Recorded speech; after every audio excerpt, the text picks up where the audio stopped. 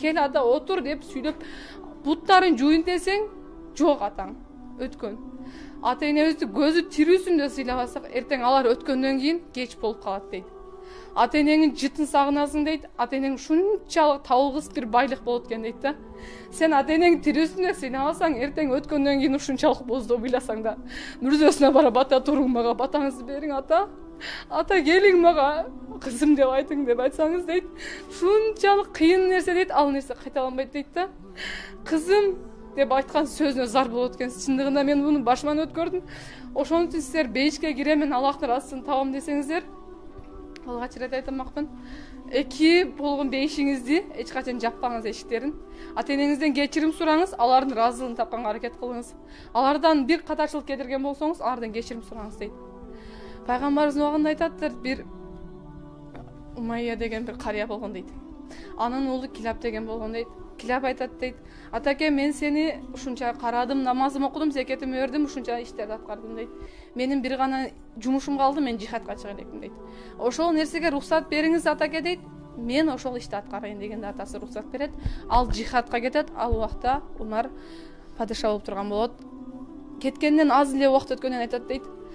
Атасы Умарга ыйлап барат дейт: "Мен уулумду сагындым, кайтарып бер, мен уулуму кайтып келсин жихадтен" деп айтканда, Умар жөнөтөт дейт.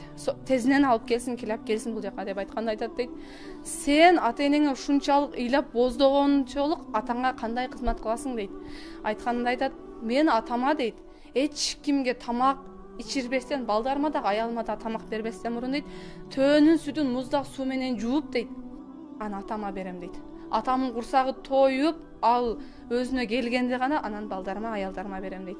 "Мен ошол ишти күн сайын аткарам" дейт. Ошондо айтат, Умар айтат дейт: "Сен ушул кылган ишиң" дейт, "сахабаларга дагы үлгү болсун" дейт, "мага да үлгү болсун, биздин көзүбүзчө аткар ушуну" дейт.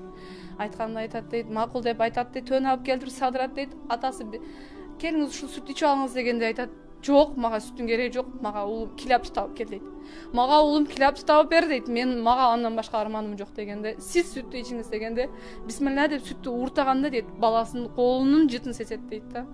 "Балам ушул сүттү сабыптыр, менин уулум Килап келиптир" деп ошол жерде ыйлайт дейт. Ыйлаган айтат дейт: "Чакыргыла" дейт, киргенде экөө ушунчалык "ата мен келдим, ыйлабаңыз" дейт. Ошентип айтканда сахабалардын баары ыйлайт дейт, падыша дагы ыйлайт: "Сенин жихратың" дейт, "ушул атаңдын таманынын астында" дейт. Атаңы сыйла, өмүр бою сыйла, сенин ушул жихратың" дейт да. Ошондой үлгү биз дагы ошол сыяктуу болойлу, ата энебизди сыйлайлы.